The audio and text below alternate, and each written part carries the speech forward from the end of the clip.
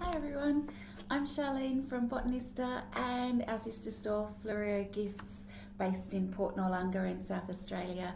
And this morning I'm going to talk to you a little bit about mistakes that you might not, but a lot of us make with our indoor plants. So the first one is getting our light levels wrong, and this is one where I see pretty often. Most indoor plants that we really know and love, like your monsteras, your philodendrons, fiddle leaf figs, they all love bright indirect light. So you want to keep them out of direct sun, especially our hot afternoon summer sun.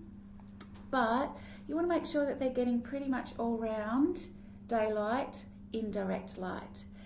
What happens is when we get that wrong is they start to suffer, they might start to stretch, and you'll see that in particular with succulents, like this little guy. Yeah. So he was kept in my carport at home, just not getting enough light, and this is the result. So have a look at your light levels and work out whether you are giving your plant the light levels it needs. So it's all about catering for a particular plant's needs and wants. The second is watering, and it can be usually overwatering, and you know who you are, those that kill your plants with kindness. Again, succulents are particularly vulnerable to this one. They'll drop dead if they just get too much water, and they'll die of root rot.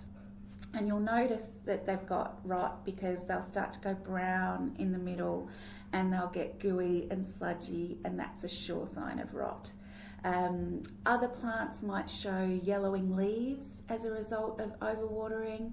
That can also be a sign of underwatering. But you'll know if you overwater.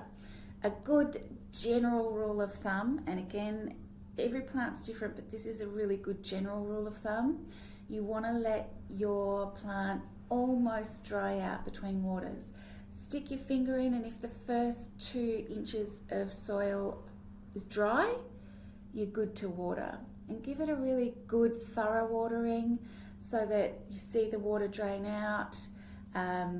Just make sure that the potting mix is nice and saturated so that you've given it a good water, but it's good for another, 10 days, whatever it is. Every house is different and every position is going to be a little bit different.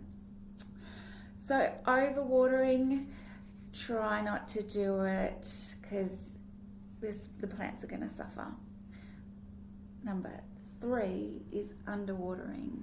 And I see this a lot with terrariums or plants that we think just need a spritz of water or like humidity, and so what we end up doing is we give them a light spray of water and forget that most plants take their water up through their roots, not through their leaves, with the exception of things like air plants. So you want to make sure that when you do water, you're getting water to the root area and not just that first couple of millimetres of soil. So you want to make sure that your watering in general is just really balanced and keep to that idea of giving them one really good deep watering as they need it, then lots of shallow watering that's not getting to the roots of the plant. So that's number 3. So we're getting through these. Number 4 is too much fuss. Yeah. We tend to be a little bit fussy with our indoor plants, and we can get really worried if one starts to get, say, a yellow leaf, or we start to stress if your plant drops a leaf. Fact is that all plants will have leaf drop as those leaves get older. So it's quite normal for an old leaf to start to turn a little bit yellow and maybe get a bit spotty. If the rest of your plant looks great, then there's really no need to worry.